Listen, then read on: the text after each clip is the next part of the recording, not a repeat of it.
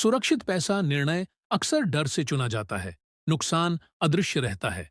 समझदार लोग इसे सावधानी कहते हैं, पर कीमत बाद में समझ आती है। दिमाग सोचता है, ज्यादा विश्लेषण पैसा बचाता है, पर यही विश्लेषण धीरे धीरे निर्णय को रोक देता है।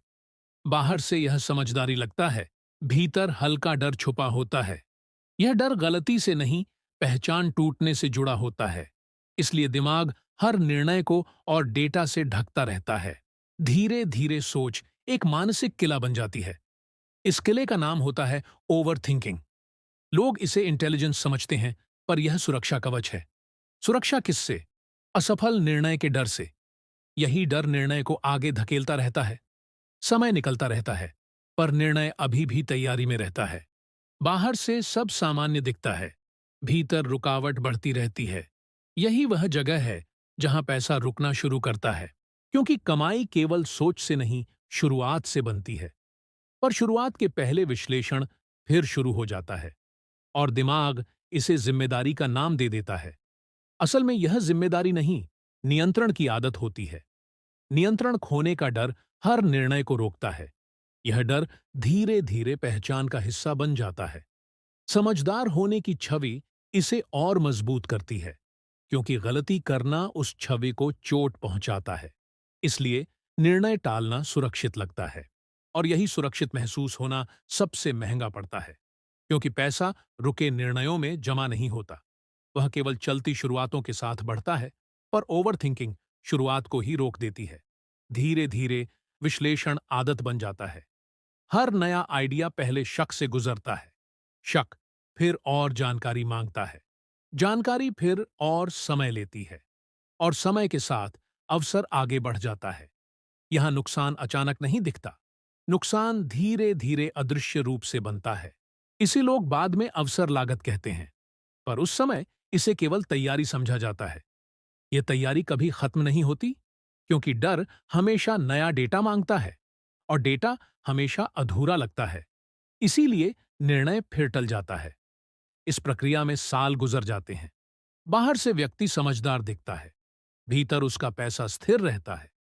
यह स्थिरता असफलता जैसी नहीं दिखती, इसलिए यह खतरा पहचान में नहीं आता। धीरे धीरे कंफर्ट बन जाता है। कंफर्ट फिर आदत बन जाता है, और आदत पहचान का हिस्सा बन जाती है। अब व्यक्ति खुद को सावधान मानता है, पर सावधानी और रुकावट में अंतर मिट चुका होता है। यही वह मानसिक जाल है जहां विश्लेषण भावनात्मक सुरक्षा बन जाता है, और कार्रवाई जोखिम जैसा लगने लगता है। दिमाग इसे तर्क से सही ठहराता है, पर समय इसे चुपचाप महंगा बना देता है। क्योंकि समय के साथ विकल्प कम होते जाते हैं, और कम विकल्प हमेशा कम कमाई बनाते हैं। यह नुकसान शोर नहीं करता, यह चुपचाप भविष्य को छोटा करता है। समझदार लोग इसे देर से समझते हैं, क्योंकि उनकी सोच ही उनका कवच होती है। वही कवच कभी दीवार बन जाता है। दीवार अवसरों को अंदर आने से रोकती है। फिर व्यक्ति कहता है, मौके कम हैं, पर असल में निर्णय कम हुए होते हैं। यह अंतर अक्सर बहुत देर से समझ आता है।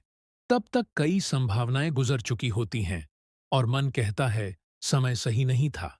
यह वाक्य आत्मसम्मान को बचा लेता है, पर पैसा वापस नहीं लाता। क्योंकि रुका हुआ निर्णय कमाई नहीं बनाता, वह केवल सुरक्षा का भ्रम देता है। यह भ्रम सबसे खतरनाक होता है, क्योंकि यह खुद को सही महसूस कराता है, और सही महसूस होना बदलाव रोक देता है। यही वह जगह है जहां समझदारी जाल बनती है, और ओवरथिंकिंग अदृश्य नुकसान पैदा करती है। बाहर से जीवन स्थिर दिखता है, भीतर विकल्प धीरे धीरे खत्म होते रहते हैं, और यही चुपचाप पैसा भविष्य से काट देता है। तब समझ आता है, निर्णय की देरी महंगी थी, पर तब तक समय आगे निकल चुका होता है। यह देर से आया एहसास सबसे भारी होता है, क्योंकि इसमें गलती दिखती है, पर मौका नहीं। यही ओवरथिंकिंग की असली कीमत है, और यह कीमत अक्सर चुपचाप चुकाई जाती है, बिना शोर, बिना चेतावनी, बिना अचानक गिरावट के। Stop wasting money on wrong decision. Money psychology समझनी है? Subscribe now.